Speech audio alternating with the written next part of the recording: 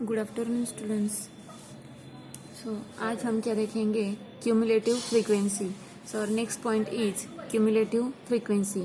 Okay, so कल हमने क्या देखा कि क्लास मार्क क्या होता है, क्लास लिमिट क्या होते हैं, क्लास बाउंड्री कैसे निकालते हैं हम, तो वो हमने कल देखा।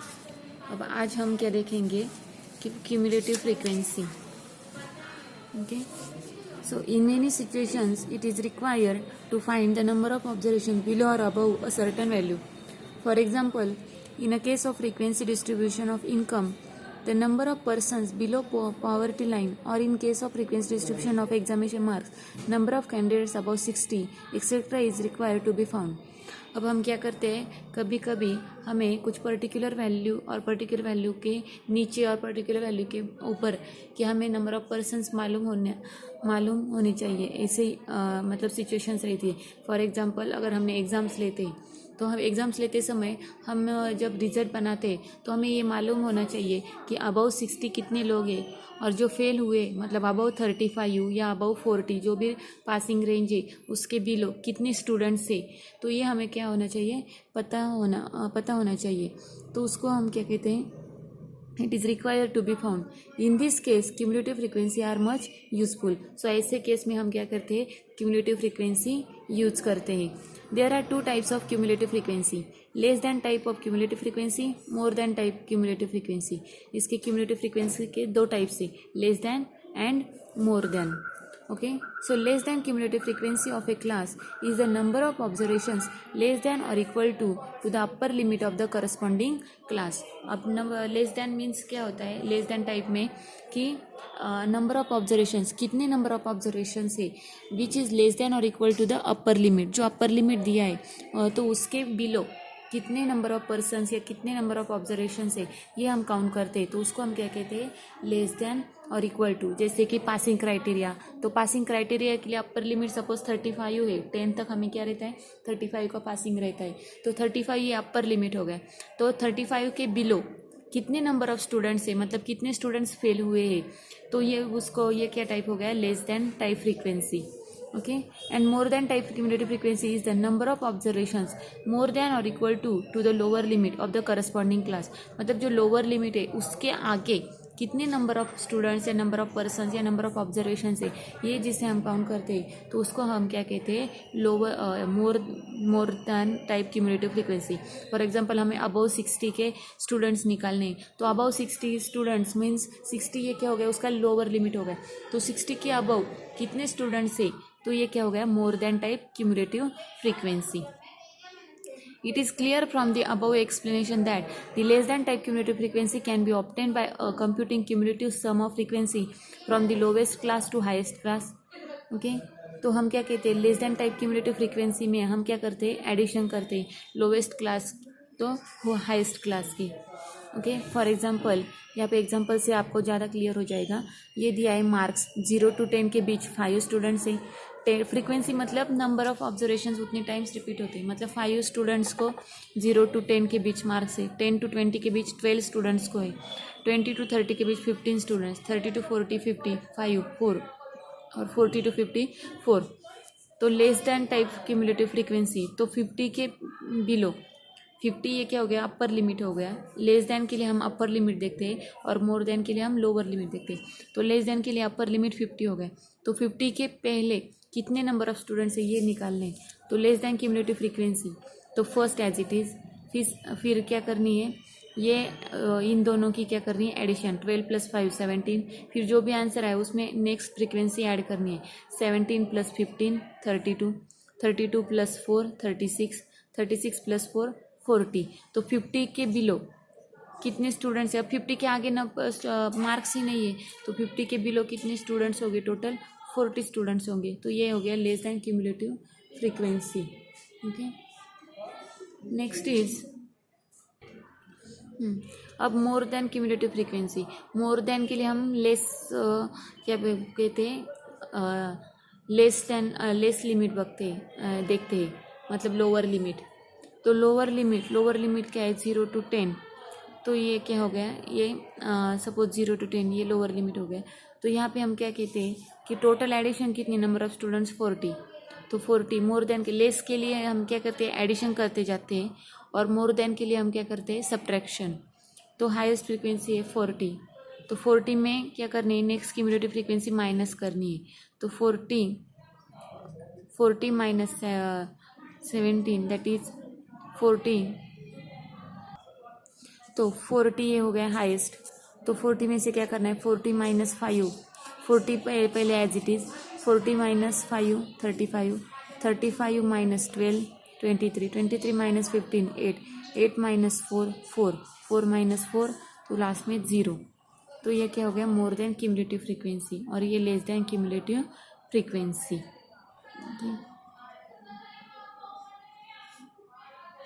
इसका मतलब क्या हुआ लेस देन के लिए हम क्या कहते हैं अपर लिमिट।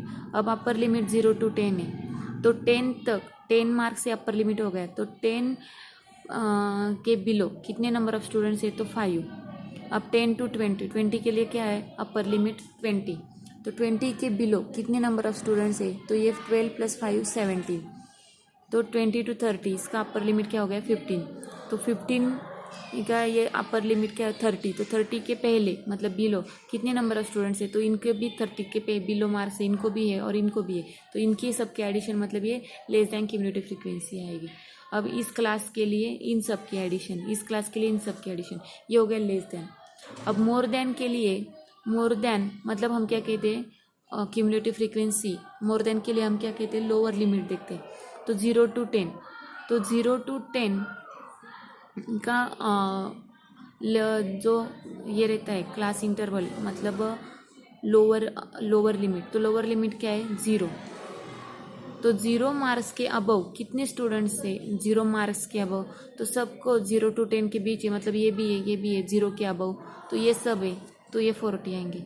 अब इसके लिए क्या हो गया लोअर लिमिट 10, तो 10 के अबव लोअर लिमिट 10 के अबव कितने स्टूडेंट्स हैं तो ये सब है, बस ये नहीं है। तो ये यहाँ पे हम क्या करते हैं 5 माइनस करते हैं इन सब 40 में से, तो इसलिए 35 हो गया। तो यहाँ पे ये 10 to 20 के लिए लोअर लिमिट सॉरी यहाँ पे 20 to 30, यहाँ पे लोअर लिमिट मोर देन के लिए लोअर लिमिट देखते हैं 20, तो मोर देन 20 के अबव मतलब 20 लोअर लिमिट है, तो लोअर लिमिट छोड़ के उसके अबव मोर देन मतलब किसी ज़्यादा मार्क्स है कितने लोगों को, तो ये सब आएंगे मतलब 40 में से ये 12 + 5 17 माइनस हो जाएगा। तो 40 माइनस 17 जो भी माइनस होते न, या तो 4 + 4 + 15 ऐसे भी चलेगा। लेस देन के लिए हम क्या करते हैं 5 + 12 12 plus in first as it is, फिर इन दोनों की एडिशन, फिर इन दोनों की, फिर इन दोनों की, ऐसे करते हैं। मोर देन के लिए क्या कहते हैं हम इन सब की एडिशन लिखते हैं, फिर इन सब की एडिशन करके फिर बाद में क्या करते हैं हम ये पहला छोड़ देते हैं ये, फिर ऐसे करते हैं। तो ये क्या हो गया मोर than cumulative frequency. Okay, it can be noted that less than cumulative frequency is increasing in nature. less than cumulative frequency क्या होती है यहाँ पे इंक्रीज हो जाती है, और मोर देन क्यूमुलेटिव फ्रीक्वेंसी ये क्या हो जाती है डिक्रीजिंग। लेस देन से इंक्रीजिंग और मोर देन से decreasing.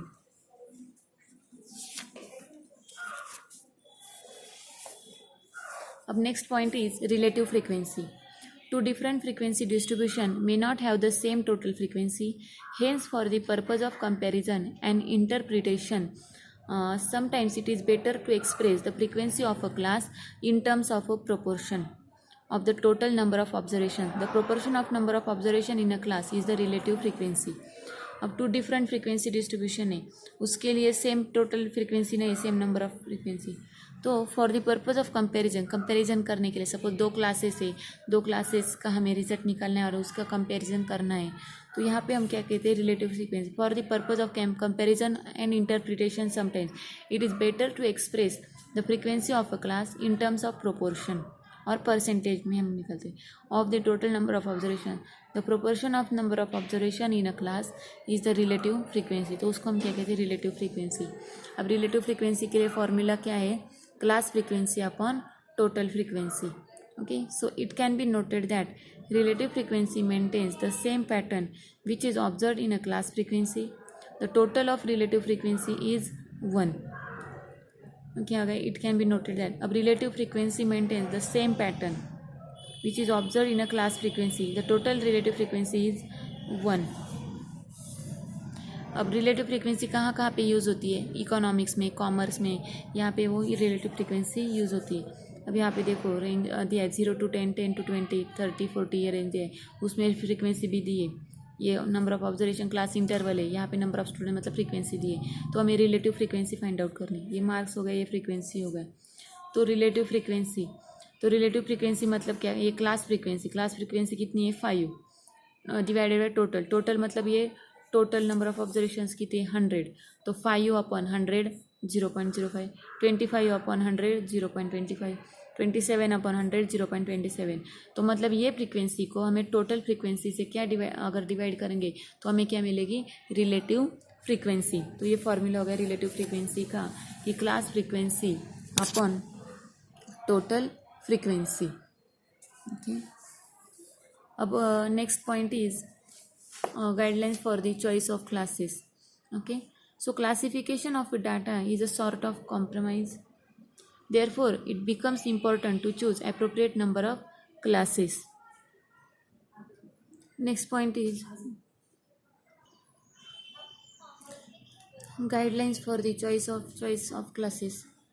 Classification of data is a sort of compromise. Therefore it becomes important to choose appropriate number of classes.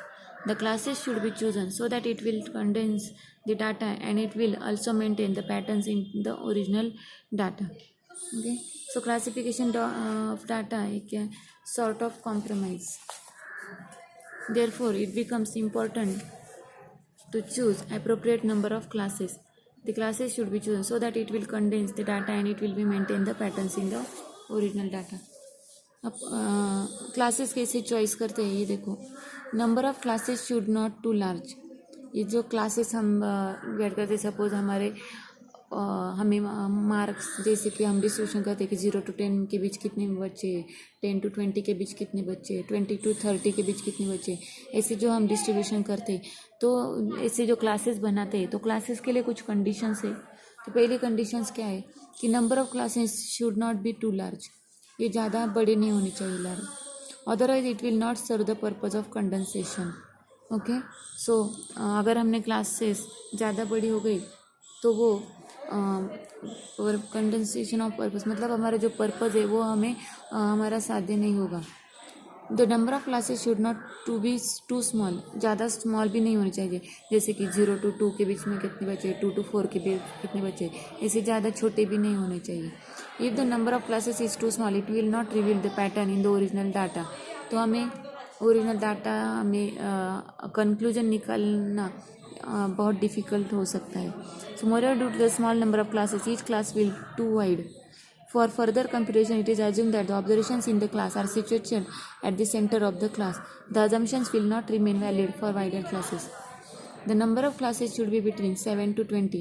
However, according to the needs and requirements of the situation, appropriate number of classes is chosen. If the number of observations is large, naturally the number of classes will be large. Okay. Suppose number of classes अगर 7 to 20 के बीच है. However, according to the needs and requirements of the situation, appropriate number of classes is chosen. हमारे requirement के हिसाब से हमें classes क्या करनी है, चूज़ करनी है. If the number of observations is large, naturally the number of classes will be large. As far as possible, classes should be of uniform width. उनकी विड्थ कैसी होनी चाहिए? यूनिफॉर्म. ऐसा नहीं है कि पहला क्लासेस बनाया हमने 0 to 10, दूसरा बनाया 20 to 50. ऐसा नहीं है. दोनों की विड्थ मतलब दोनों का बीच का जो गैप है, upper limit minus lower limit, वो हर एक क्लास में सेम होना चाहिए. Okay. Sturges rule. If n is the total number of observations to be classified, suppose n number of observations है वो हमें क्लासीफाइड करनी, जैसे कि वहाँ पे फ्रीक्वेंसी हमारी 100 थी, वैसे ही then according to Sturge's law the number of classes is approximately 1 plus 3.222 log n. By the other approach to a thumb rule, the number of classes is approximately root of n. मतलब अगर n number of observation है तो उसका square root हम लेंगे तो उतने number of classes होने चाहिए अप्रॉक्सीमेटली. सपोज 100 है तो 100 का स्क्वायर रूट 10, तो नंबर ऑफ क्लासेस अप्रॉक्सीमेटली 10 आने चाहिए. As far as possible, open-end classes should be avoided. The open-end classes should be avoided. The classes which should be preferably 5 or multiple of 5. The lower limit of the starting class be preferably multiple of 5. For example, the classes may be of the type 0 to 9, 10 to 19 or 11 to 20, 21 to 30 etc. ये classes का ये type है. Suppose 0 to 9, 10 to 19 ऐसे हम classes लेते हैं. अब next is point is graph. Okay, so there are many types.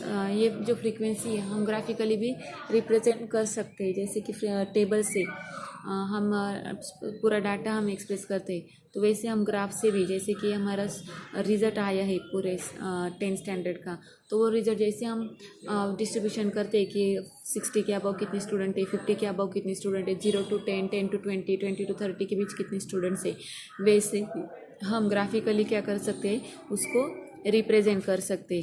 तो वो ये ग्राफ से. फर्स्ट इज हिस्टोग्राम, ग्राफ का टाइप है. Then frequency, polygon,